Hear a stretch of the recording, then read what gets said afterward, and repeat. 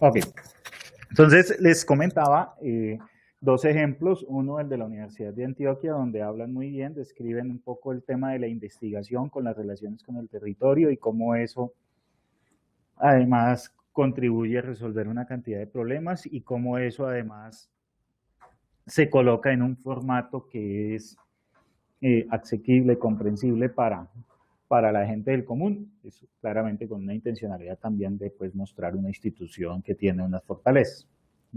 El otro video entonces nos hablaba de un proyecto que tuve la oportunidad de conocer ya hace unos 14 años, 12 años más o menos, que es el Polo de Innovación Garaya. Es un proyecto de iniciativa privada en el País Vasco, en España, y básicamente lo que buscaba es, en el contexto en el cual se da, es el grupo Mondragón, es un grupo de alrededor de unas, creo que en ese momento hablaban de 300 empresas cooperativas grandes y pequeñas, eh, con asentamiento principal en el País Vasco, pero pues dueño de empresas que tenían presencia multinacional en una de las grandes cadenas, por ejemplo, de retail, de grandes superficies en Europa, que es Eroski en España, el fabricante más grande de electrodomésticos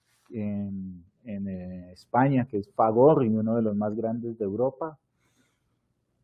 Empresas importantes en fabricación de automóviles, en fabricación de autobuses, perdón, en autopartes.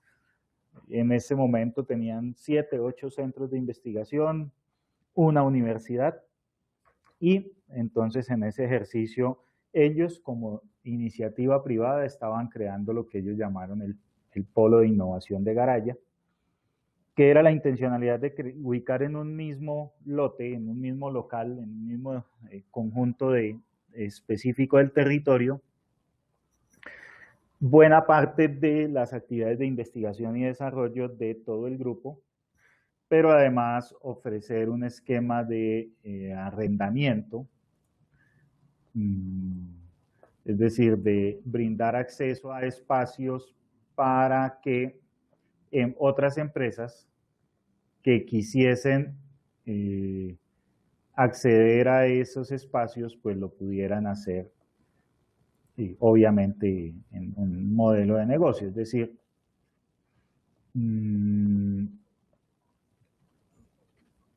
que quien tuviera, y ellos incluso eran un poco cortantes, pero pues así lo decían, es decir, no era que quien quisiera, sino realmente quien podía hacer la inversión para estar allá,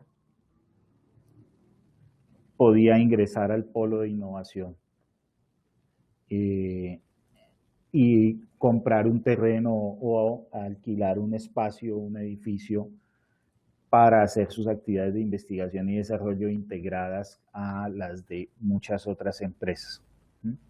Y pues, como ustedes lo ven en el video, entonces ellos hacen énfasis no solo en el edificio, en lo que las comodidades que brinda el edificio, sino por ejemplo en el hecho de que están conectados con la autopista a uno y otro lugar, que pueden conectarse con diferentes dinámicas económicas en un entorno que le permitía generar valor a partir de la investigación y desarrollo. Este proyecto, pues un poco por la coyuntura económica de España, pues también ha tenido los últimos desarrollos, pues han ido avanzando y construyendo algunos edificios, pero no han tenido la proyección que inicialmente se planteó. Sin embargo, era un ejercicio muy interesante de ver cómo en un mismo espacio físico, en un mismo espacio de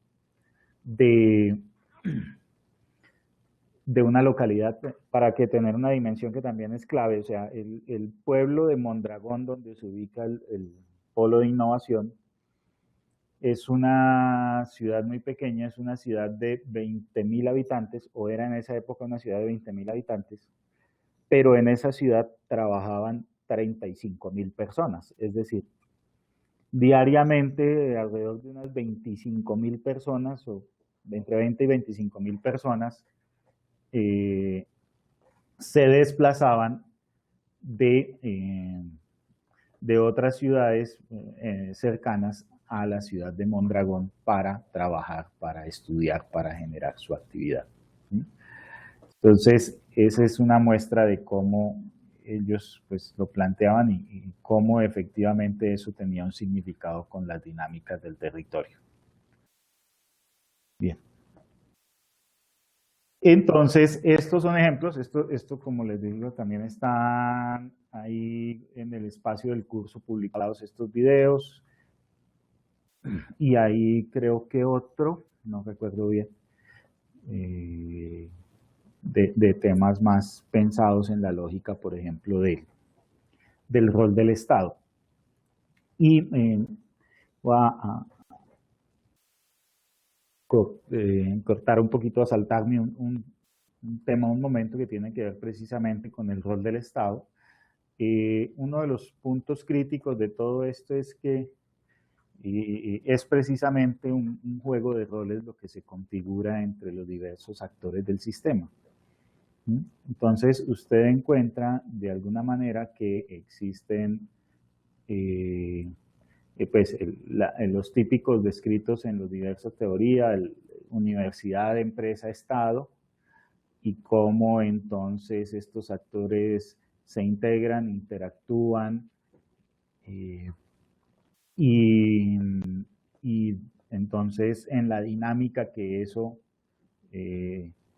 genera, pues la teoría económica plantea que se configuran algunas externalidades positivas o relaciones positivas que son los efectos en términos de la competitividad y la productividad y todo eso. ¿Cuál es el quick aquí? Entonces que pues eso descrito desde la teoría suena bien, pero en la práctica no es tan sencillo. Y uno de los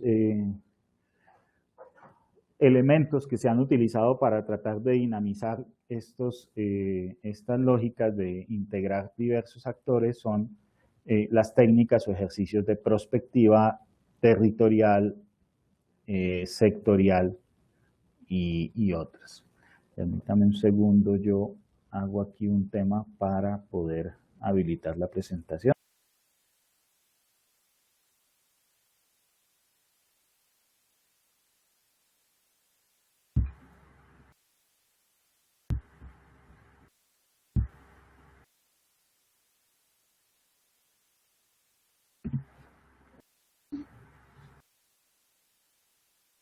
Bien, aquí estamos de nuevo, entonces ya pudimos otra vez. El tema de los canales por el ancho de banda se bloquea a veces. Bueno, entonces les decía que de alguna manera, entonces, desde la teoría se han instructado un poco cómo construir ese tipo de ejercicios de planeación que son de largo plazo, porque no es nada sencillo. Y apelando fundamentalmente a las lógicas de concertación para efectos de reducir esos altos grados de incertidumbre que introducen el hecho de que, me confirman si me están escuchando porque aquí quedé otra vez hablando solo. Ok, gracias. La incertidumbre que implica pensar en unos escenarios a 10 o 20 años. Cuando se empezó a trabajar este tema de la prospectiva, bueno, se masificó, digamos, su utilización, porque la prospectiva en Colombia, pues hay gente que viene trabajando esto ya desde hace unos bastantes años. De hecho, pues hay una especialización, creo que maestría en la Universidad del Externado, donde un grupo de profesores han trabajado el tema, también en la Universidad del Valle. Pero también pues surgió un poco ahí en la lógica de la moda, por ejemplo, gente que decía que hacer ejercicios de prospectiva a 50, 70 años y 100 años, pues sí suena bonito, pero la verdad tampoco es nada práctico, ¿no? Sí, realmente en esto los ejercicios de prospectiva en un horizonte de entre 5 y 10 años, creo yo, es un horizonte razonable para hacer algunas construcciones que sean útiles para para un territorio. Wilson pregunta, ¿qué piensan de los catalizadores de innovación del MINTIC? Marginalmente conocemos el programa y nosotros el año pasado estuvimos haciendo un entrenamiento y un trabajo con la Superintendencia de Industria y Comercio, que ellos están como institución inscritas en ese programa, unas personas de la Superintendencia. Suena bien, es un ejercicio de catalizadores de innovación, pero más pensado en la lógica de las entidades del gobierno, ¿no? Entonces también es interesante, bueno, insisto, porque dentro de todo esto, finalmente, pues el espacio para que gente que ofrezca servicios de consultoría, asesoría, entrenamiento y todo esto en estos temas, pues las instituciones del gobierno sí que necesitan de verdad de esto. Entonces, dentro de el espacio de trabajo de la perspectiva, pues también hay que, muchas veces se trabaja en la lógica más de lo territorial que de los temas de ciencia, tecnología e innovación, y después precisamente construir esos escenarios de futuro del territorio, ¿sí? Que no son necesariamente temas asociados a investigación, desarrollo, sino más, por ejemplo, temas de política económica, temas de desarrollo social, temas que tocan marginalmente, como lo veíamos algunos, y otros que sí son específicamente de ciencia y tecnología, que muchas veces son las respuestas al cómo alcanzar esas metas en otros ámbitos. Iba en ciencia, sea en territorial o en ciencia y tecnología, pues parte de un diagnóstico normalmente, caracterización del territorio, análisis de la información primaria y secundaria, caracterización de un conjunto de problemas, el saber cómo está, la aplicación de un conjunto de técnicas prospectivas, que pues básicamente hay diversas, ya las menciono, pero pues, que tienen que ver precisamente con los ejercicios que se hacen, no solo para planear ese futuro, sino para, la idea es un balance entre planeación y compromiso para la construcción. Una cosa muy importante, y es que, bueno, uno diría, ¿cuál es la diferencia sustancial con un ejercicio de planeación estratégica? Pues que un ejercicio de planeación estratégica se hace a nivel de una organización.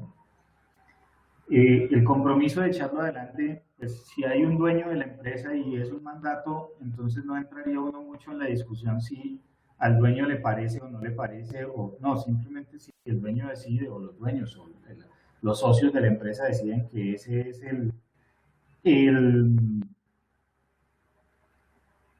la apuesta, pues esa es y se hace, ¿sí? Cuando usted lleva esto a un territorio, resulta pues que una cosa, como dice el refrán, una cosa piensa del burro y otra es que lo está enjalmando. Es decir, que usted puede construir un documento muy bonito, muy interesante, muy bien redactado, con una diagramación y un trabajo gráfico muy bien hecho, pero si la gente no se lo compra y no se compromete, pues simplemente usted no hizo nada. Entonces, en el ejercicio de prospectiva, y como es comunidad, territorio, es indispensable estructurar. ¿Qué tipo de técnicas se aplican? Bueno, pues digamos que muchas de las que se conocen en el diagnóstico, pues la construcción de indicadores de línea de base, los ejercicios de análisis de debilidades, oportunidades, fortalezas y amenazas, los análisis comparativos con referentes de buenas prácticas, benchmarking, ejercicios descriptivos que sean cuantitativos, cualitativos, de cualquier índole, entrevistas y otros, son herramientas típicas. En esto de pronto no hay mucha diferencia con los ejercicios de planeación estratégica. Sí, en la forma de abordarlo insistimos mucho porque la prospectiva es por definición un ejercicio de trabajo con comunidades.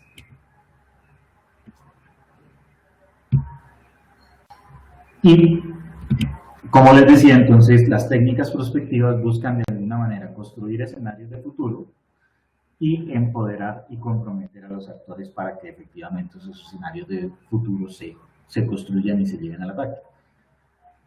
¿Qué herramientas? Entonces, hay de diversa índole, unas típicas que son, por ejemplo, el uso de el acudir a expertos, al juicio de expertos, metodologías que se conocen como método Delphi, donde básicamente lo que se hace es, por ejemplo, estructurar un cuestionario en donde a esos expertos se les indaga en una primera instancia sobre un ámbito particular de lo que es el desarrollo del territorio, ya sea en términos competitivos o en términos de ciencia y tecnología. Y dependiendo de las respuestas que se resulten de esos primeros cuestionarios o de ese primer cuestionario, entonces se aplica un segundo y así se pueden hacer 3, 4 más rondas, las que en general el grupo de expertos esté dispuesto a atender. Y con base en eso entonces se construyen y se hacen las definiciones sobre lo que le venimos planteando, por ejemplo, los escenarios de futuro. ¿Cuál es el problema de esa técnica? Y es que los expertos, primero, definir quién es un experto siempre será todo un reto, una complicación. El segundo tema es, pues, cuál es el nivel de apropiación de alguien que siendo experto entiende y reconoce cómo la comunidad tiene o visualiza el problema. ¿Me explico? Pues un experto disciplinar tendrá un conocimiento profundo de su ciencia, pero muchas veces no tiene claro ni siquiera el por qué la gente se comporta de una manera o entiende un concepto, y en esa medida, pues, buena parte de los conflictos que pretende resolver la perspectiva están ahí, en cosas que otras técnicas de planeación no han logrado.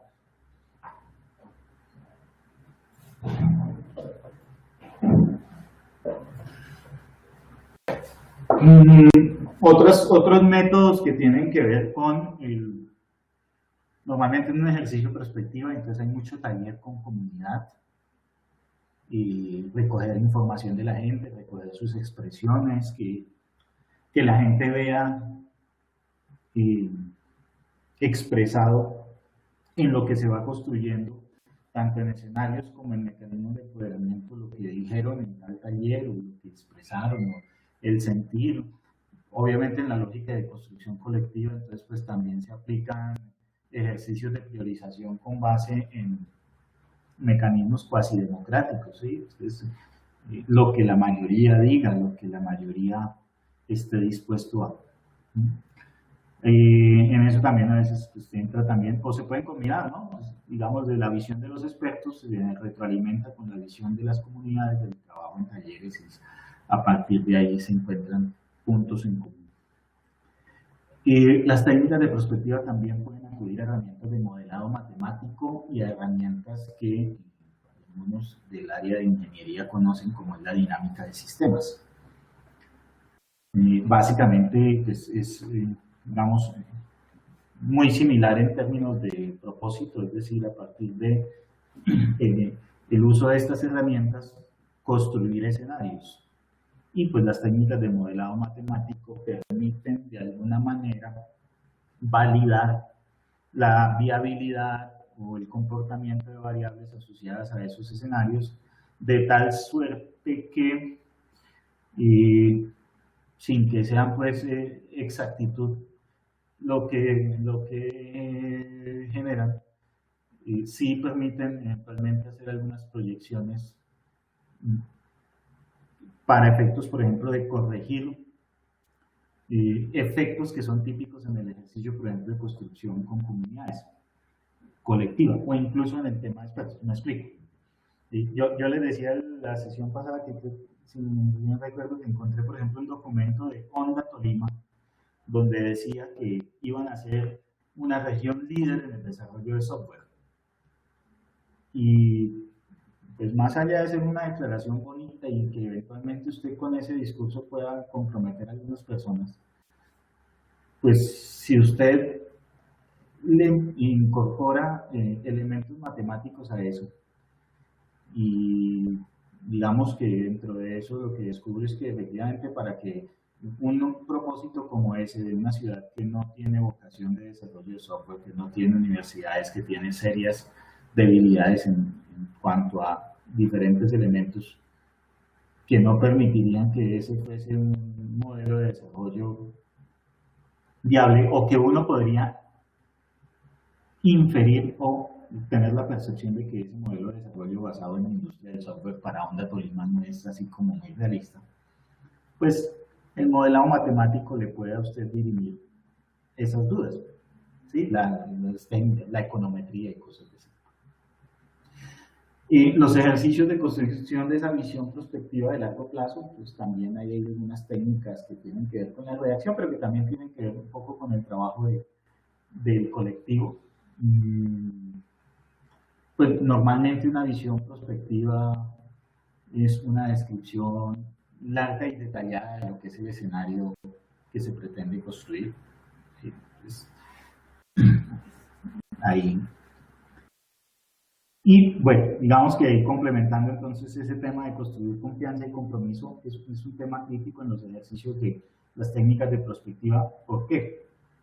Pues entre otras porque finalmente de lo que usted está hablando aquí cuando hace planeaciones de tomar decisiones, decisiones que privilegian o favorecen a unos, decisiones que eventualmente castigan a otros, y en la suma de ese juego, pues se generan tensiones, se generan complicaciones, y se generan conflictos y hay crisis asociadas a muchas veces, y eso es particularmente lo que hemos visto en muchos ejercicios que se han hecho de este estilo en el país, pues de buena voluntad yo digo, pero la gran mayoría no han llevado a casi nada, entre otros porque no hay ni esa construcción de confianza ni ese compromiso, ¿me explico? Es decir, a la gente le gusta el escenario, le parece bien, pero no se sientan a trabajar juntos para construirlo.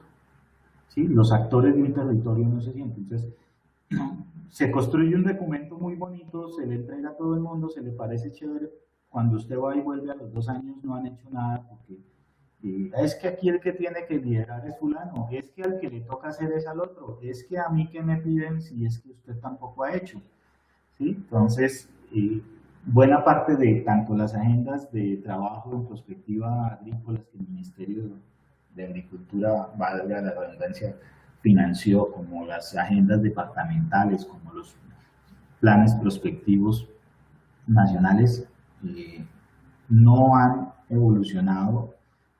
Yo diría que el caso contrario, por ejemplo, en Bogotá, el ejercicio que es un ejercicio que ha liderado mucho la Cámara de Comercio, y en eso le pongo nombre propio porque es que la institución ha sido muy fuerte en mantener ese confianza y compromiso y además aportar recursos para que muchas de esas cosas vayan dándose, pero aún así le ha costado, es decir, los cambios de gobierno, el cambio de alcalde, que llegó un nuevo alcalde que se iba a inventar la ciudad porque todo lo del anterior era malo y entonces el que llega también, y todo ese tipo de cosas no ayudan, y resulta pues que tampoco hay un empoderamiento de la ciudadanía para que eso funcione.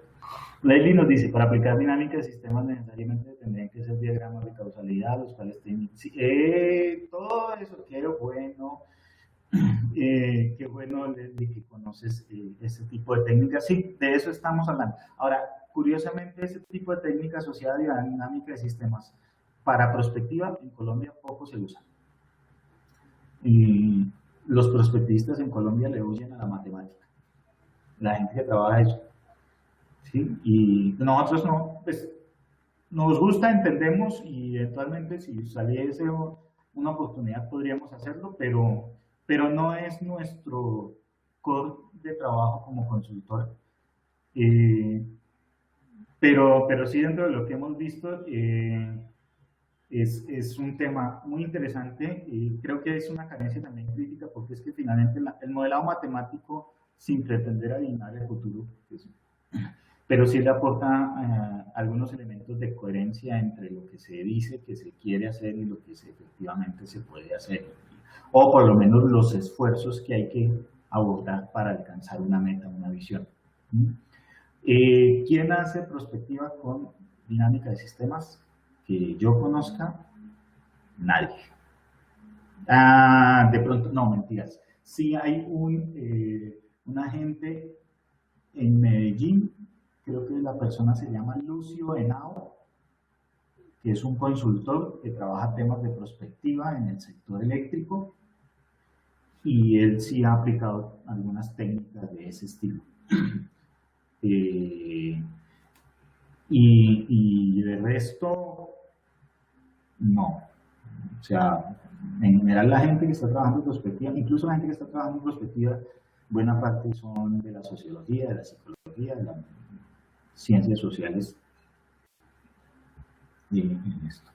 Pero bueno, digamos que un poco de eso que sale de un ejercicio de prospectiva, entonces veíamos que las decisiones precisamente tienen que ver con eso, con una suma de un conjunto de decisiones asociadas a becas, proyectos, creación de infraestructuras, dotaciones de equipos, programas, ejercicios de apropiación social, muchos de estos seguramente agrupados ya no como proyectos pequeños, sino como programas gruesos.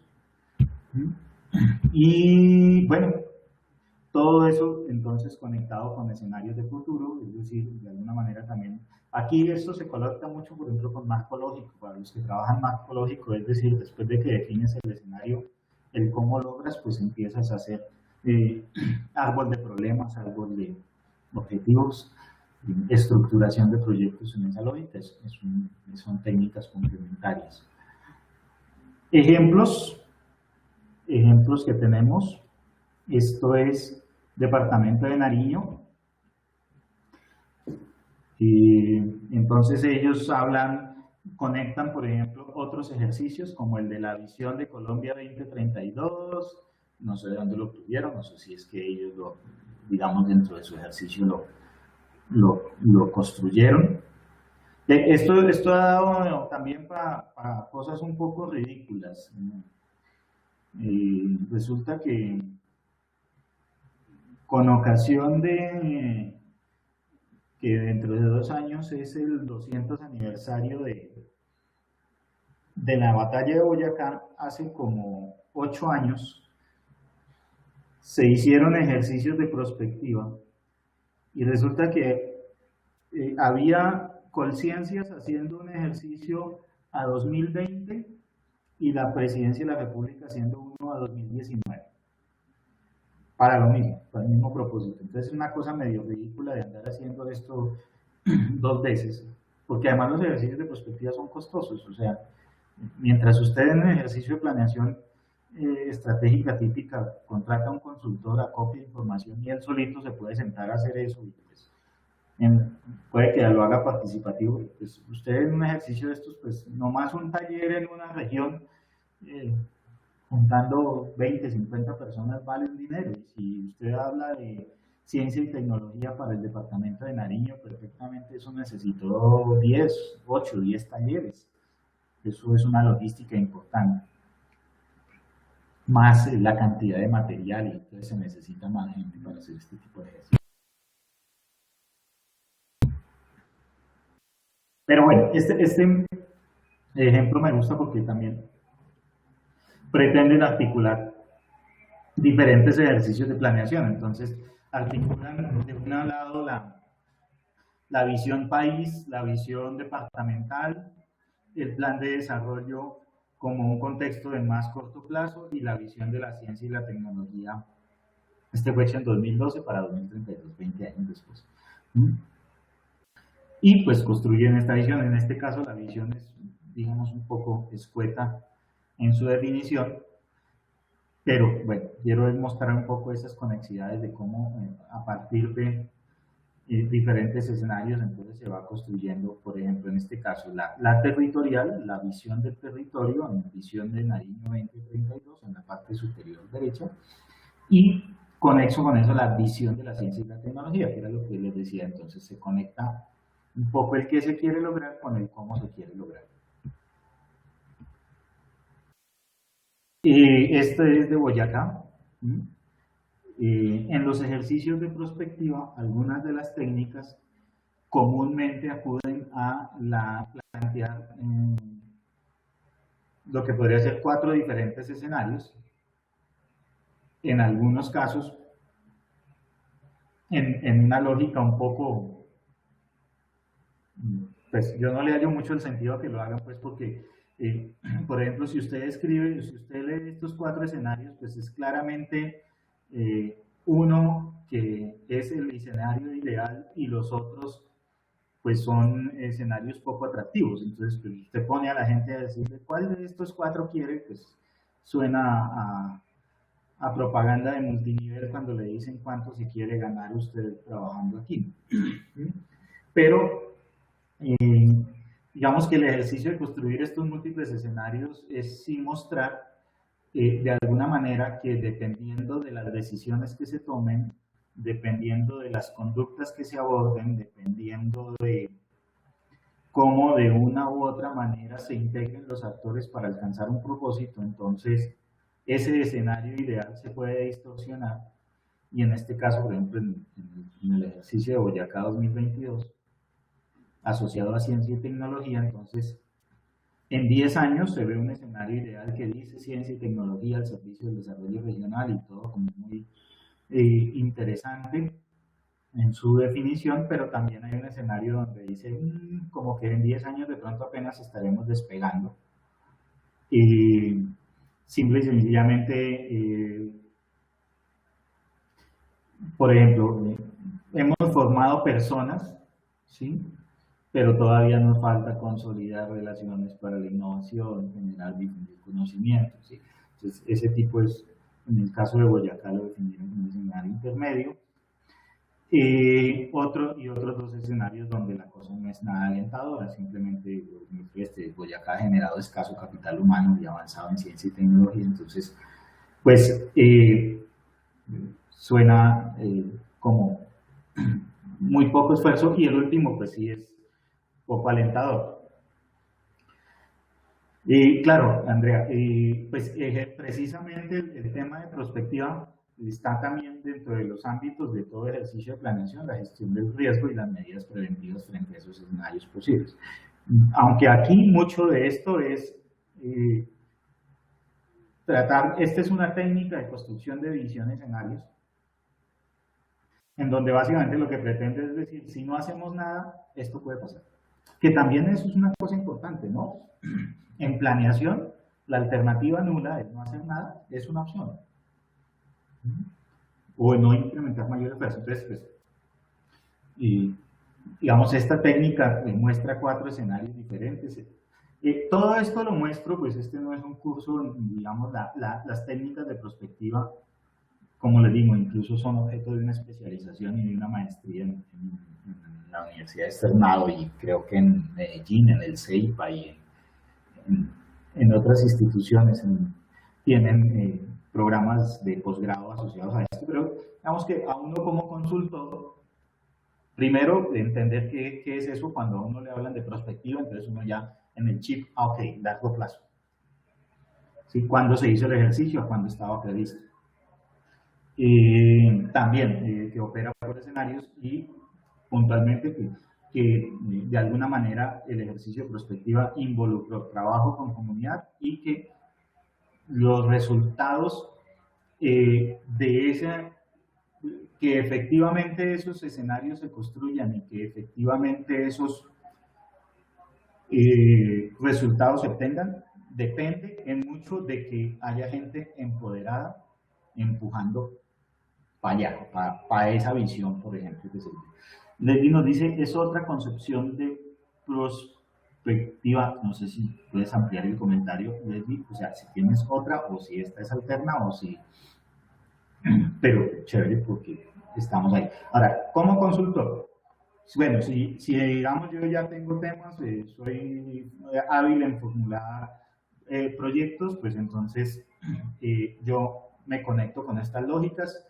Y típicamente cuando yo voy a formular, por ejemplo, un proyecto de regalías, yo debo acudir a estos documentos que ya deben estar escritos en algún lado y mirar si efectivamente este proyecto tiene pertinencia en relación con esos planes y cómo yo me conecto con eso. Entonces ahí hay un punto crítico de cómo estos documentos deben ser útiles, que esa es también una cosa muy importante. y es que de alguna manera, pues estos documentos se han vuelto medianamente inútiles, es porque pues los imprimimos, los compartimos, pero no los leemos o no son, y resulta que buena parte de por qué hay que formular un proyecto está condensado muchas veces en este tipo de documentos. Es decir, un documento plan prospectivo es una suma de cosas por hacer. Y en la medida en que están esa suma de cosas por hacer, pues muchas veces ve uno gente tratando de inventarse el mundo cuando ya en esos documentos hay descritas cosas por hacer. ¿Sí? Ese es un poco el tema de cómo opera.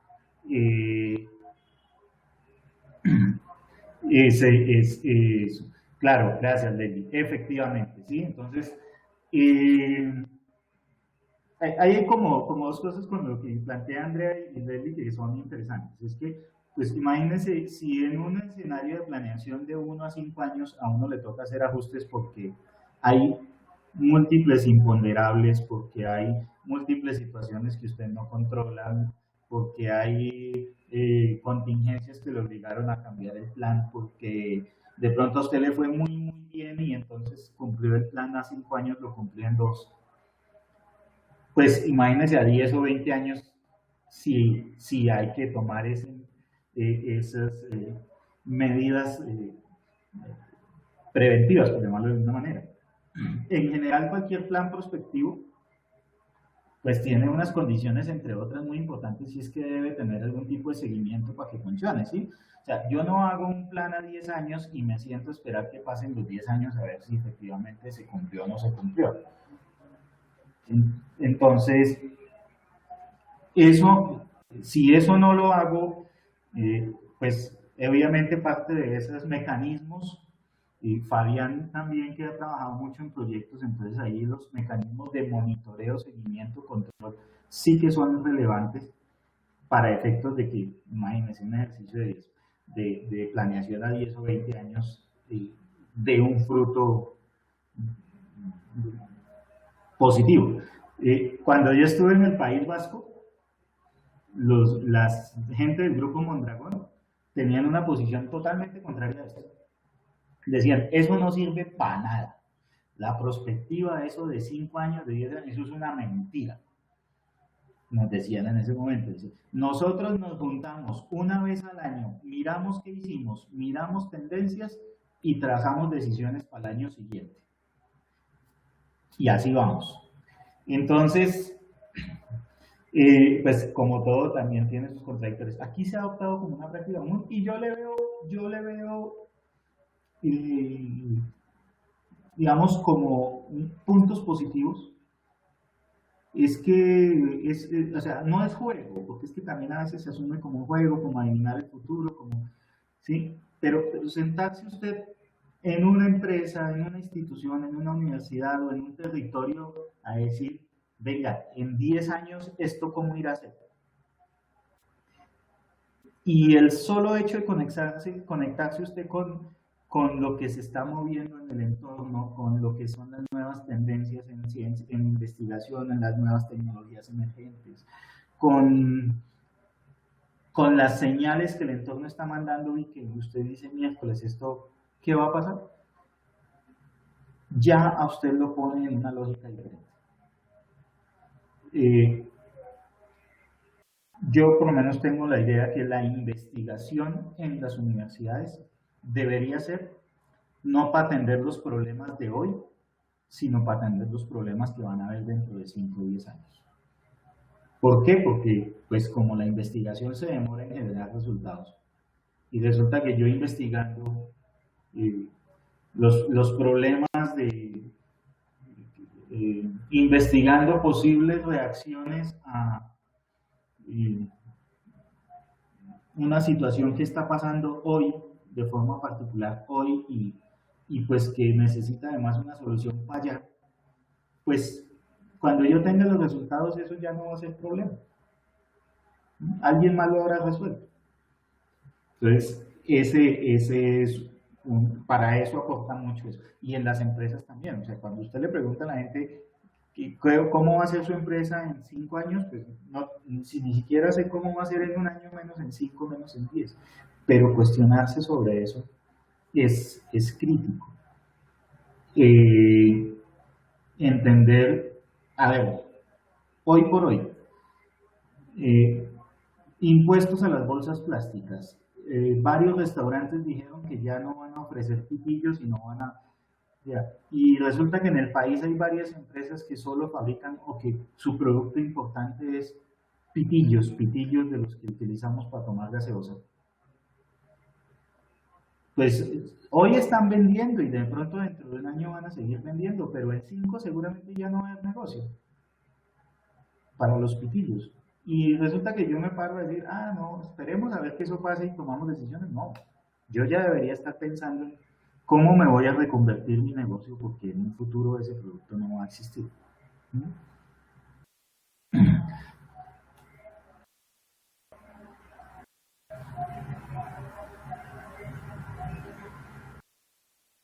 Ah, ok, claro, claro, Fabián. Y usted está tocando un tema importante también en la lógica de los procesos de perspectiva y por eso también, digamos, el punto importante, pero es que eso también es labor. Yo todo le voy chutando a los gestores de innovación. Pero, digamos, usted estructura un documento donde se plantean un collage de iniciativas, programas, proyectos, y se pone y dice, eso vale tanta plata, y bueno, ¿y de dónde va a salir la plata? Y pues ese ejercicio de comprometer la gente y ese ejercicio de involucrar a la gente tiene que ver precisamente con eso. Hay muchas cosas que demandan dinero, efectivamente, cuando es infraestructura y todo. Pero hay también muchas cosas que lo que se necesita es la semilla de un liderazgo y un emprendimiento pequeño para empezar a darle forma y empezar a canalizar esas apuestas de otros que sí tienen los, los cuartos que tú dices, el dinero que mencionas. ¿Sí? Pero alguien tiene que sembrar la semilla y no es el documento de prospectiva el que lo logra. ¿Sí? Se necesita que alguien lo lidere.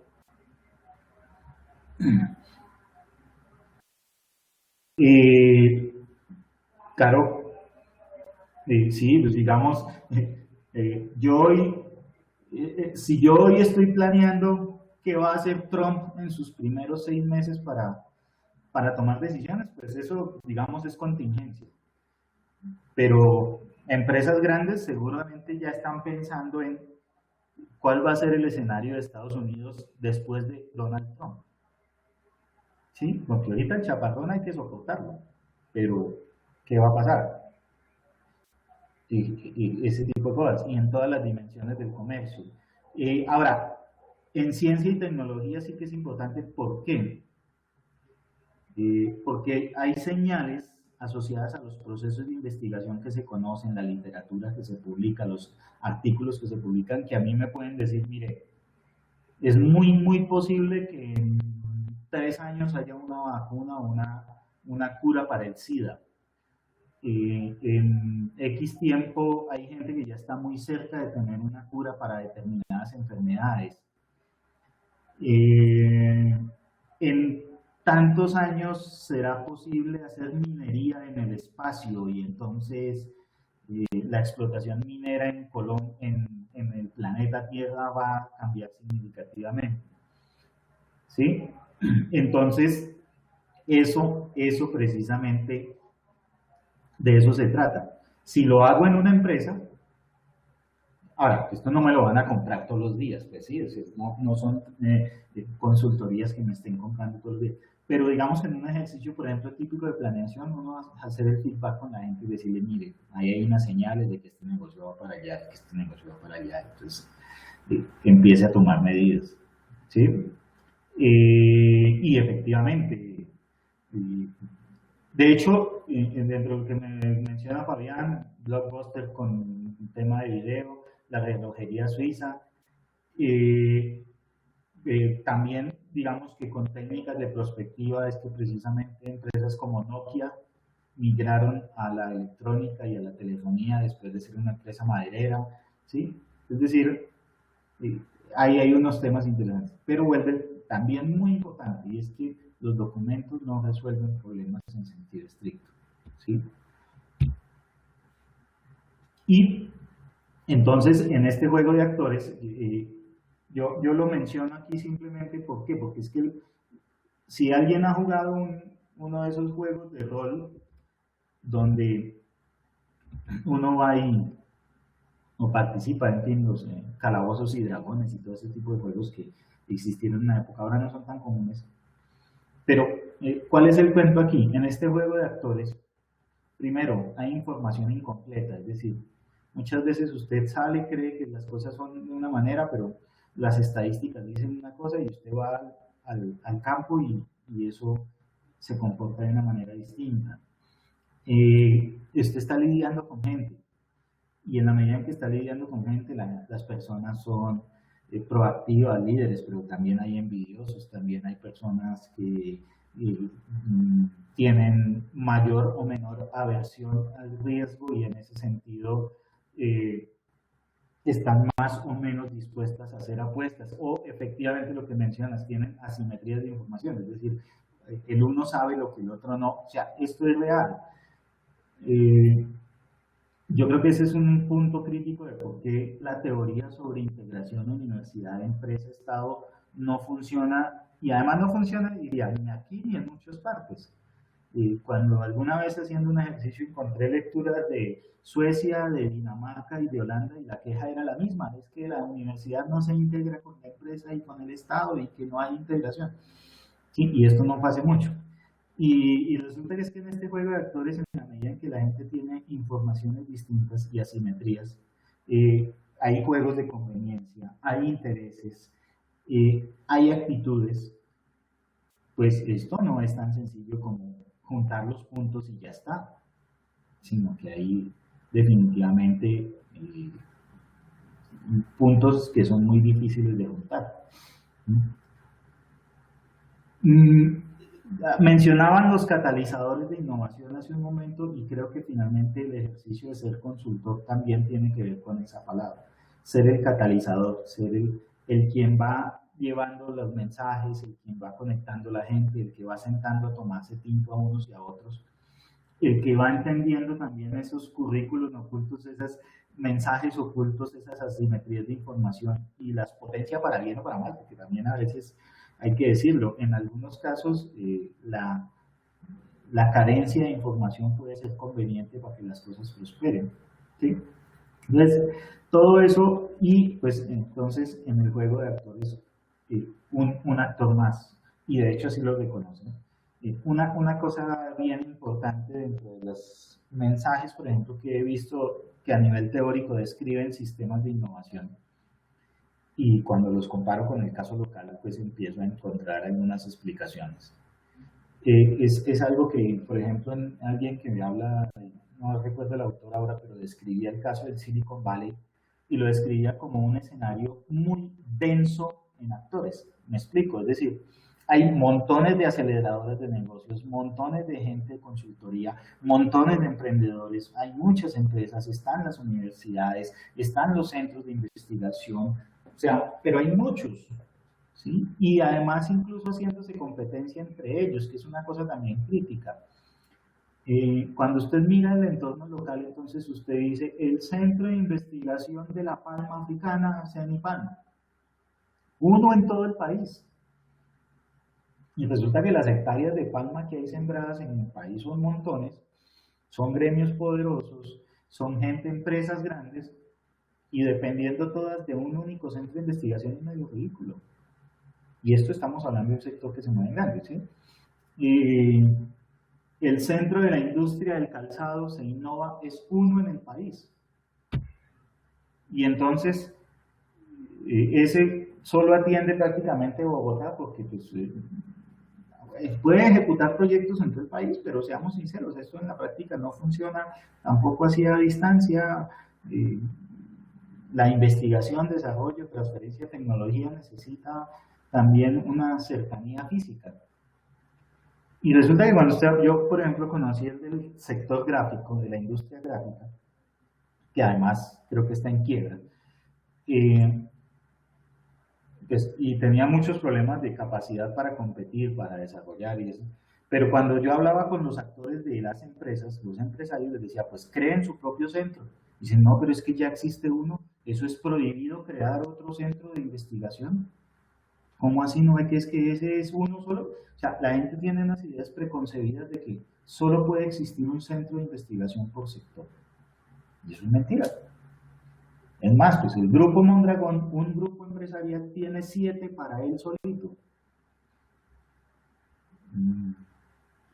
Aquí empresas como Nutresa están trabajando pues, en eso, y Argos con alianza con EAFIT, pero no son muchos, por ejemplo, las empresas, yo diría que incluso los grandes grupos que tienen centros de investigación propios. El Centro de Investigación de las Telecomunicaciones, Sintel,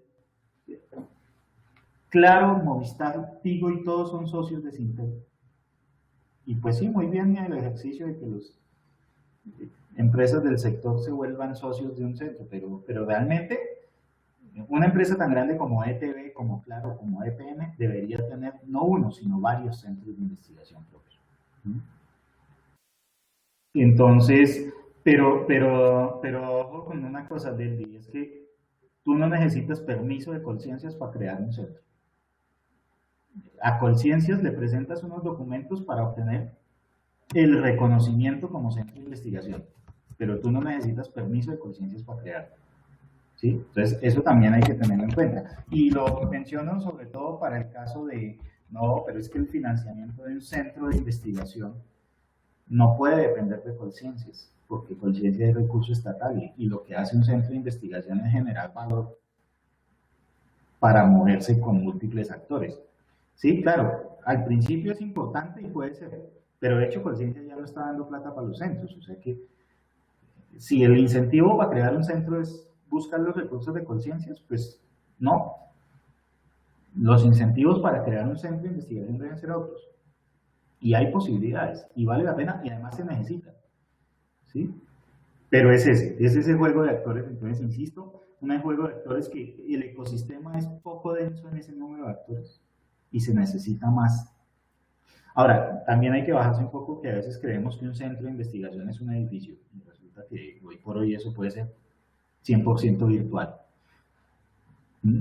Entonces, eso, para efectos de que los recursos pues, se orienten a eso. Y desde luego, entonces, las dinámicas del territorio. Voy a conectar entonces con algunos...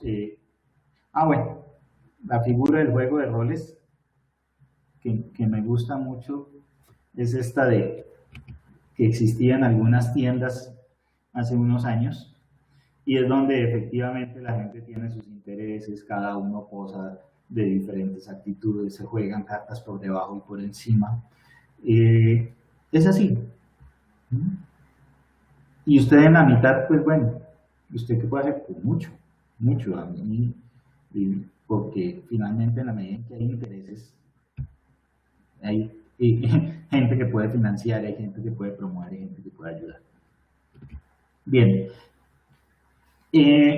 Dentro del resumen, entonces, de todos estos elementos de contexto, hay unas cosas importantes. Una que tiene que ver también con estos temas, cada vez tienen un carácter más colectivo. En el video de Chris Andersen hablaba de crowdsourcing, se me olvidó, utiliza un concepto ahí, social and cross innovation. Y pues aquí son elementos, estos son anglicismos, pero que son muy utilizados, además que no tienen, me quedó mal escrito ahí porque es sourcing, no sourcing, y que tienen que ver precisamente con la forma en cómo se organizan las entidades, las instituciones para operar en este escenario. Entonces, crowdsourcing, hablamos de construir iniciativas con el conocimiento de diversas fuentes. Y esos son los principios sobre los cuales se estructuran mucho los modelos de innovación abierta. Es decir, yo no tengo todo el conocimiento, difícilmente alguien lo tiene, difícilmente un grupo de investigación, por más competente que sea, lo tiene. Entonces necesitamos buscar diversas fuentes de conocimiento para echar a andar las ideas. Y entonces involucramos, si soy una empresa, involucramos a los clientes, a los usuarios, a los centros de investigación, a los ciudadanos, pero si soy un gobierno, pues imagínense también todo lo que puedo hacer. Si soy un emprendedor, entonces no necesito inventarme la idea yo solito, sino que finalmente hay mucha información por ahí volando. Y además información y otros elementos, ¿no? Porque, por ejemplo, los que trabajan en software, hoy en día existen diversos repositorios de herramientas de software, código fuente, es decir, no aplicaciones para usar, que esas existen hace rato, sino código fuente de libre acceso para que usted pueda hacer un formulario, una base de datos, una herramienta X o Y propósito, eso se consigue mucho, ¿sí? Entonces, en vez de usted ponerse a tirar código desde cero en la industria del software, su inteligencia está en reciclar y reusar todas esas líneas de código que otros ya utilizaron y muchas veces son de acceso libre. Crowdfunding, es decir, echar a andar las ideas con la plata de otros. Y pues existen en Internet diversos mecanismos, por ejemplo, para microdonaciones. Gente que tú dices, montas un proyecto, lo escribes en una de estas plataformas y dices, estoy buscando donaciones desde $10 y consigues quien te las dé. O estás buscando, por ejemplo, voy a hacer este producto, a quienes me lo compren en prepago, en preventa, se los dejo a tanto porque el producto cuando salga al mercado va a valer tanto. Y mucha gente te pone plata para financiar eso. ¿Sí? Entonces también muchos emprendimientos, muchas cosas están echándose a andar así con captar pequeñas donaciones, pequeños recursos, y entonces en vez de tú depender de un gran financiador, conectándonos un poco con lo que comentaba Leslie y Fabiola de que la financiación de conciencias, pues puede que no en una plataforma, pero sí en un ejercicio básico, tú en vez de tratar de pedirle muchos recursos a una sola institución, pedirle pequeños recursos a muchas instituciones, eso funciona. Obviamente, traduciendo eso en valor, ¿sí? Es decir, yo qué le aporto. Del otro lado, pues están con conceptos asociados a lo que se conoce como e-science, que es la incorporación de la actividad científica con la mediación de las tecnologías de información y comunicación, entonces que la computación grid, que un poco de conceptos ahí, pero digamos que el reto clave es cómo conectarse con investigadores en muchos lugares del mundo que están haciendo cosas que usted también hace o que tienen interés en eso, y desarrollar proyectos conjuntos haciendo uso de las tecnologías de información y comunicación. Entonces, en la medida en que eso pase, pues imagínense, estamos hablando de muchas ideas, de mucha gente, de muchos recursos, de mucha gente, de interactuar para hacer investigación ya no encerrado en mi laboratorio o en las limitaciones de mi universidad, de mi grupo de investigación, sino conectarse con gente que está haciendo eso en muchos lugares del mundo. Y un tema ahí clave, y es que en la medida en que los objetos se le pone, se conecta el concepto de inteligencia de los objetos, smartphones, smart TVs, fábricas inteligentes, ciudades inteligentes, y pues esto que trasciende más allá de los objetos, porque finalmente lo que busca es conectar el proceso de investigación o de ciencia, tecnología e innovación con todas esas capacidades, pues que los aparatos y las organizaciones conectadas con aparatos permiten. De suerte que usted tiene pues feedback y múltiples oportunidades de validar lo que está haciendo, de conseguir clientes y cosas de ese estilo. Entonces, ejemplo práctico. Nosotros les comentaba este caso de esta empresa de biotecnología. Estábamos haciendo un taller en un pueblo que se llama Buenavista, Boyacá, y en ese taller hablando de diversos temas que no tenían nada que ver con el negocio de esta empresa, era otro proyecto, pero en ese taller alguien hizo una expresión muy del corazón, muy emocional, sobre el uso de agroinsumos biológicos y cómo eso podría ayudar a prevenir el cáncer y otro poco de enfermedades. a mí me quedó la sensación de que la persona tenía seguro alguna afectación de cáncer o alguien conocido. Y hablaba con mucho sentimiento del uso de agroinsumos biológicos como sustitutos para no seguir envenenándolos con agroinsumos químicos. Tuvimos la oportunidad de captar ese video con un teléfono celular de los que... y se lo llevamos a esta empresa y esta empresa lo utilizó como material de capacitación, entrenamiento, conexión con sus distribuidores, con sus empleados, con una resignificación de lo que hacen. Y lo importante, pues, era el mensaje, pero lo instrumental y lo que permitió que el mensaje llegara fue un teléfono celular con capacidad de grabar video. ¿Sí? Entonces, eso pasa, y en eso, cuando usted lo escala a muchas cosas, entonces, pues, si cada ciudad, si cada comprador de una empresa capta imágenes y empieza a mandarle imágenes a usted de lo que está haciendo, pues eso es precisamente lo que sucedió con modelos de innovación abierta en empresas como Lego. ¿Sí? Y por ahí derecho, entonces, hay unos temas que son también unos bombillos importantes, unas alertas importantes que sí, dentro de los ámbitos de lo que se conoce como cuarta revolución industrial, el uso de tecnologías como la impresión 3D, que va a cambiar significativamente la manufactura. Es decir, usted ya hágalo usted mismo, es esa cultura maker. Sí, que quiero un par de zapatos, pues bajo los planos, tengo el material e imprimo mis zapatos. Pero pues ya estamos hablando de impresión 3D de tejidos orgánicos, de impresión 3D con metales, de impresión 3D con diversos artefactos, casas fabricadas en impresión 3D. Entonces, los límites de eso pues no los conocemos, pero lo cierto es que pues eso va a transformar significativamente toda una lógica, sobre todo de consumo. Ahora, una cosa muy importante en economía, en entender la dinámica económica, es que yo no necesito acabar con todos los fabricantes de zapatos del mundo para modificar su negocio. Basta con que un 1, 2 o 3% del mercado de zapatos sea ahora absorbido por prácticas como la impresión 3D para generar un cisma en el mercado, porque ese 3% era de alguien y ese alguien ya no va a tener esa participación en el mercado. Y en la medida en que eso suceda, pues las empresas empiezan a tener dificultades o necesitan adaptar su modelo de negocio para ese tipo de cosas.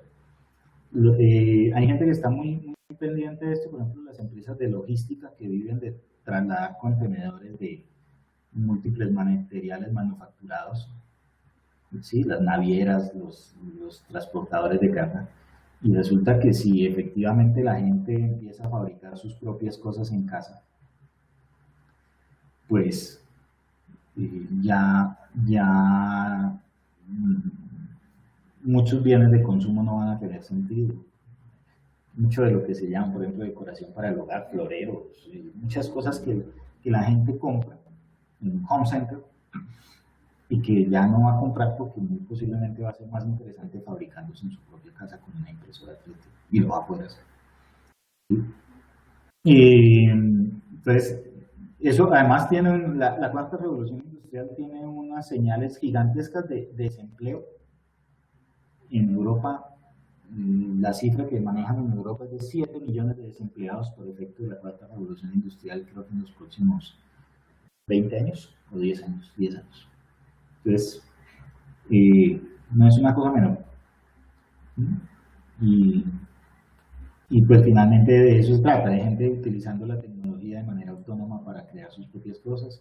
O el tema de Internet de las cosas, entonces, si su nevera ya está conectada con Internet y ella, la nevera, detecta cuánto le falta a usted o qué productos tiene en la nevera puede generar una orden para el supermercado y a usted le llega el mercado a la casa, ya usted no va a ir al Coratiendas, ni al Jumbo, ni al Justo y Bueno, ni al Éxito a comprar mercado, porque muy posiblemente los artefactos haga el mercado por usted.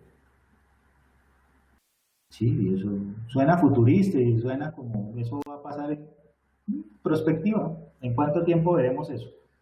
Yo creo que a nivel local, perfectamente en 10 años puede ser. Además aquí somos muy snob con la tecnología, entonces nos adaptamos rápido a eso. Ahora, con esto también hay contraculturas, ¿no? Entonces, de pronto resurjan las plazas de mercado y el mercado campesino y el compre natural, pero pues, o se divida mucho, ¿no? Entonces, lo que es alimentos, posiblemente sí lo siga, o la gente lo empiece a comprar con unos canales muy particulares, pero lo que son productos comunes en donde pues la gente compra con base en la marca, donde no hay, uno no, pues la bolsa de jabón uno no le mira nada para comprarla sin el precio, ¿sí? Tanto de esta marca y lo compro. Pero efectivamente eso pasa y eso es Internet de las cosas, nevera conectada. Y así mismo, ¿no? El mercado, las provisiones, el servicio doméstico, muy posiblemente también se acabe. Ya hay robots que te hacen todo el mantenimiento de la casa. Entonces, sí, todas más. Otras tecnologías asociadas a, por ejemplo, técnicas de inteligencia artificial, también para sustituir labores humanas. Los datos en conjunto y los grandes volúmenes de datos y todo lo que significa automatizar. Entonces, eso está pasando, eso está sucediendo, hay gente trabajando en eso y las organizaciones, de alguna manera, hoy por hoy, cualquier organización debiera estar conectado con estas señales, por lo menos conectado prestándole atención. No digo haciendo proyectos de más de para entender, pues, porque eso ya implica decisiones, pero no debiera ser un término tan poco conocido como lo es hoy. Y eso es muy importante. También ahí en la gestoría de la innovación trabajamos en eso, porque es que a veces la gente le llegan las cosas, ay, qué sorprendente, no, sorprendente, esto se sabía que iba a pasar hace años. Entonces,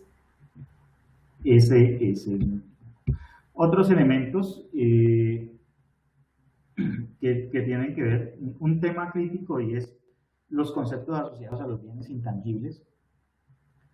Toda la concepción sobre propiedad intelectual tradicional legalista de un tema de abogados se agota, porque en estos escenarios futuros las marcas, los software, los activos, la fotografía, los videos, los contenidos digitales, la información, las bases de datos, todo eso adquiere una relevancia estratégica y entonces ya no es solo importante saber de quién es el dueño, sino además cuál es la estrategia de aprovechamiento de esos activos.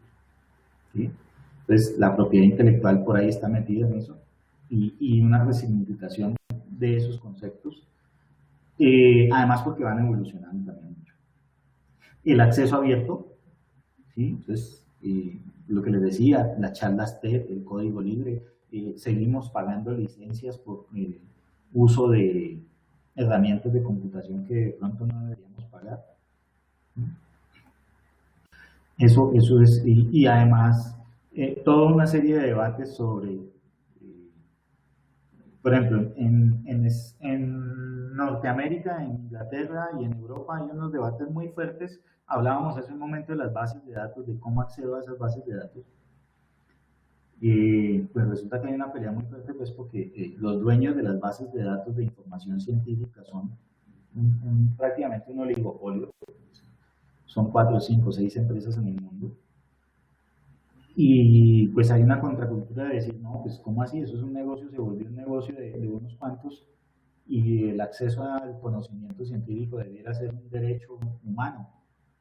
Bueno, pues ahí en eso empiezan las tensiones. Lo importante pues también para lo mismo, o sea, hay mucha cosa que usted no necesita comprar, que usted podría encontrar libre, incluso hacer negocio con eso, revender. Hay mucha cosa que también, como todo, tiene sus dificultades, pero pues eso es muy importante, entre otras, porque el acceso a la tecnología y al conocimiento es fundamental para todos estos procesos. Entonces, Yo me acuerdo cuando en la universidad yo pude acceder por primera vez a un artículo científico gratuito y yo guardaba eso en una carpeta, eso era un tesoro para mí porque eso era, y, era, y resulta que ya después se crearon montones de revistas de acceso libre y ya usted podía sentarse a descargar montones de artículos, lo que le falta es tiempo para leerlos. ¿Sí? Entonces, pero antes usted hacía la bibliografía de su trabajo de grado con los libros que habían en la biblioteca o en la Luis Ángel Arango en Bogotá u otras bibliotecas públicas donde las había. Hoy por hoy, si usted está construyendo su trabajo de grado, un proyecto de investigación, realmente literatura le sobra, le falta tiempo es para leer. Los intangibles entonces son importantes en este contexto y deben ser gestionados. Ahorita, por ejemplo, entró el concepto de normas internacionales de información financiera en Colombia. Y entonces en la medida en que entra eso, eso tiene un capítulo especial para valoración de activos intangibles en las empresas. Entonces se vuelven importantes. Es decir, ya antes se limitaba a inventariar y saber que existen. No, hoy en día eso, pues buena parte de las transacciones para generar innovación están basadas en transferencia de bienes intangibles. Y otro concepto importante que tiene que ver con las comunidades. En las comunidades en relación con esto, ¿por qué? Porque si yo quiero generar innovación y resulta que lo voy a hacer, voy a utilizar herramientas como Twitter, Instagram, Facebook para conectarme con mis clientes y captar las ideas de ellos y tipo papas margarita, el concurso de diseña el sabor de papas margarita. ¿Sí? Entonces en Facebook, en Twitter, mande el sabor y la gente que describa un sabor y los que más votación tengan ganan y obtienen. Pero ahí entra el juego de la gestión de las comunidades, es decir, que las comunidades necesitan incentivos de diversa índole, muchas veces monetarios. Entonces, pues, esas comunidades muchas veces existen. Es decir,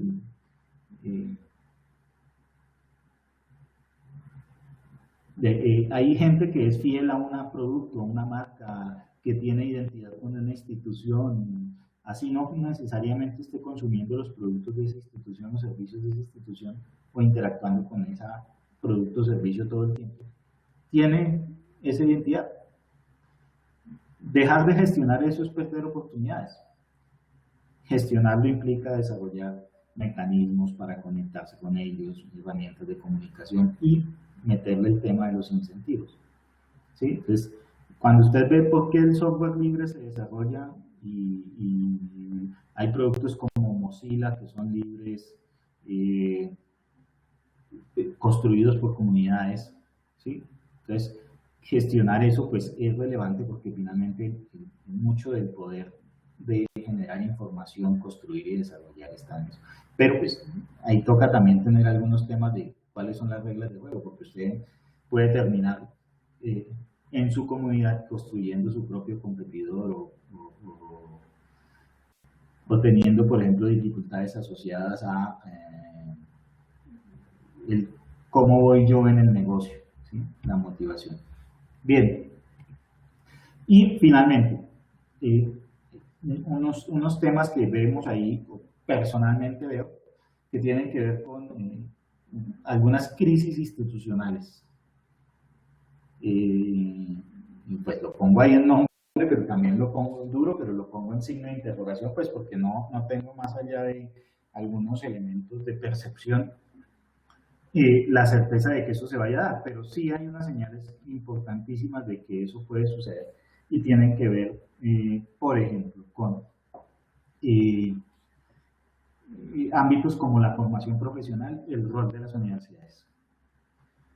Se empezó con los MOOCs, los cursos masivos online, cursos gratuitos, aunque ya han ido incorporando un modelo de negocio a eso para monetizarlo y entonces la certificación la cobran, eso es un...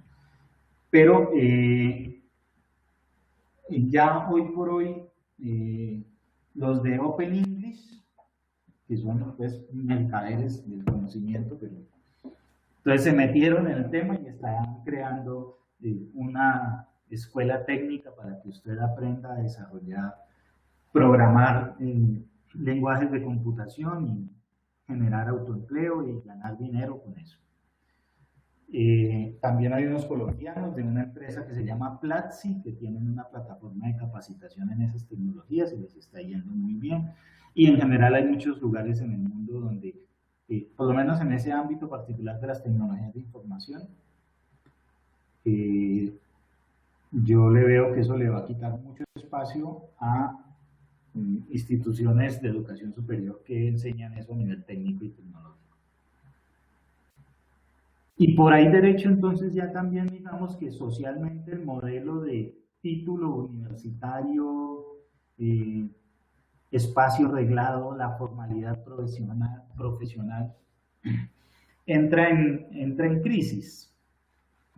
Son muchas las menciones que vienen, por ejemplo, de procesos de selección de personal, donde la gente consigue un empleo no por los títulos que tiene, no por el posgrado, la maestría o las especializaciones que tiene, sino porque efectivamente fue capaz de demostrar que tenía algunas habilidades muy particulares que eran lo que esas instituciones o empresas necesitaban en ese momento.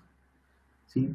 Un saber hacer que pues, la universidad, como la conocemos hoy en día, no enseña. Y entonces eso es una señal. De nuevo volvemos al concepto de perspectiva. Es decir, pues puede que ahorita no y puede que en los próximos 2 o 3 años las universidades sigan vendiendo programas de formación como los van planteando o las instituciones, las universidades públicas sigan ofertando los programas como los ven. Pero dentro de 5 o 10 años es muy posible que ya la gente se cuestione seriamente si vale la pena dedicarle 5 años y muchos recursos para obtener un título universitario en diferentes áreas. Pues puede que en medicina siga siendo obligatorio. No sé, en algunos ejercicios reglados puede que siga siendo obligatorio, pero en otros temas como negocios, como tecnología, como ingeniería, puede que no tanto. Y entonces, ni hablar de artes, pues, porque eso es. Entonces, si eso pasa, pues precisamente los modelos de universidad, vaya uno a ver qué tan preparados están para responder a esos cambios. Mismo tema de gobierno y ciudadanía, pues hay unas crisis que se avisoran serias, pues porque pues las tecnologías de información y comunicación han permitido conectarse con muchas lógicas, pero al mismo tiempo vemos cada vez como más conflicto, como más pelea, como más situación, más marchas, todo el mundo protestando por una cosa y por otra. Entonces, finalmente, pues en lo que tiene que ver con ciencia, tecnología e innovación es precisamente que cómo estas tecnologías permiten construir o deconstruir estas lógicas de ciudadanía. Y bueno, esto ya digamos como unos temas ahí de... Esto incluso, estos 3 que menciono tienen que ver mucho con cultura general. Es las mismas crisis del modelo económico.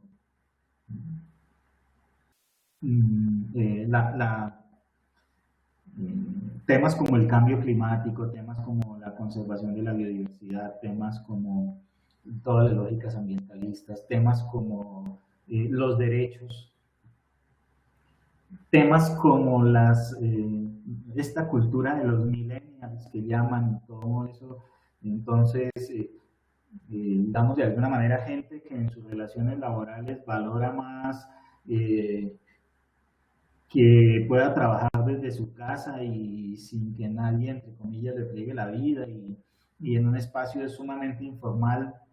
Eso es muy importante. Entonces, para que antes la gente conseguía un empleo para tener un buen sueldo y tener estatus y tener un poco de cosas que resulta que entran en serio cuestionamiento, y pues eso empieza también a cambiar muchas lógicas del modelo económico. lo que mencionábamos, por ejemplo, ahorita, de la erupción de Internet de las cosas y entonces lo que la gente está dispuesta a dedicarle tiempo, eh, se ve un tránsito a una sociedad que valorará mucho temas como el turismo, como lo que llamamos entre comillas la buena vida, puede ser. Y eso pues tiene unas implicaciones serias, ¿no? Pues porque si de alguna manera un modelo económico derivado del capitalismo que se sustenta mucho en escalar socialmente, en obtener mejores sueldos, más ganancias y más cosas, y resulta que de otro lado hay una contracultura de un grupo social que puede ser significativo en número, que dice, yo como que a eso no le paro bolas. Y entonces, de nuevo, ¿para quién estamos pensando? Y finalmente, un tema crítico que tiene que ver con las estructuras para gestionar investigación, desarrollo e innovación, que es el tema nuestro. ¿Y por qué? Pues porque conceptualmente todo lo que se habla del sistema de innovación y las miradas teóricas sobre esto, pues digamos que han sido construidas como muy desconociendo esos otros elementos que acabamos de mencionar, ¿sí? Es que si a mí me dicen que en el sistema de innovación o de ciencia, tecnología, innovación, universidad, empresa, Estado son relevantes, críticos, pero yo acabo de mirar y resulta que ¿cuál universidad? ¿La universidad formal, profesionalizante de hace tiempo o estas nuevas instituciones de formación que enseñan a trabajar y un oficio para ganar dinero? ¿Sí? ¿Y cuál Estado? El Estado-gobierno que reconocemos tradicionalmente dentro de una estructura constitucional, o ese Estado-gobierno-ciudadanía que actúa por su propia cuenta, que tiene otras lógicas de activismo. ¿Sí? ¿Y cuál empresa? ¿Sí? ¿O cuáles son los cambios en la empresa que permiten ustedes el sistema de innovación? Yo esto lo planteo porque de alguna manera, por ejemplo, cuando hablo de estos temas, por ejemplo, con emprendedores jóvenes que están ligados a los startups, esos manes no quieren saber nada de estos temas, de que conciencias, de que los impuestos, de que no, que la universidad menos. Que les decía, incluso aquí una persona que tomó el curso y está conectada con esas lógicas, decía, oiga, por fin entendí. ¿Por qué eso? Porque esa vaina no, o sea, yo hago y yo desarrollo negocios y construyo y echo a andar. Ay, pero yo ponerme a interactuar con todos esos dinosaurios y con todas esas instituciones paquidérmicas y con esa gente que ni siquiera entiende, porque además en esos temas de, por ejemplo, de la economía digital, hay un mensaje de incomprensión recurrente, ¿sí? No entienden cómo funciona. Y entonces, ¿usted con qué va a gestionar y más de más sin eso? ¿Sí? Entonces, y además lo que les decía, tradicionalmente, por ejemplo, en nuestro contexto en Colombia se ha creído, por ejemplo, Colciencias, y hablamos de Colciencias. Debería existir un Colciencias en Antioquia, en Bogotá, en Cundinamarca, en Santander, en el Valle, en Atlántico, en Bolívar, en el eje cafetero, por lo menos en esos niveles de región debería existir algo similar a Colciencias. Pues porque todo el mundo no puede depender de una sola institución en el gobierno central. O sea, las regiones también deben desarrollar eso. Y debería existir múltiples incubadoras de empresas y aceleradoras de negocios y organizaciones y centros de investigación, los que se necesitan. Las grandes empresas deberían tener más centros de investigación porque es que pues, como que es siempre esperando que otros hagan, y resulta que este empoderamiento pasa, entre otras, por crear esas estructuras y esas organizaciones para la gestión de la I+D. Bueno, yo por ahora dejo ahí, son las 12 del día. Próxima semana vamos a hacer la reflexión sobre, claro, Wilson, gracias, claro, pero mira lo mismo, financiando matrículas y eso. Muchas gracias. Próxima sesión vamos a trabajar sobre la reflexión sobre consultoría. Ahí los que son consultores seguramente nos van a generar mucho feedback, los que ya vienen trabajando en consultoría, los que no. Es una sesión que me gusta mucho porque pues aparte que en el curso siempre tratábamos de hacer esa reflexión y conectar con lo que hacemos como consultores, pues esa precisamente nos conecta mucho con el devenir y el trabajo del consultor, dándole un significado muy particular. Muchísimas gracias, nos vemos el próximo sábado. Ya les iré contando quién nos va a acompañar en esta sesión. Muy amables.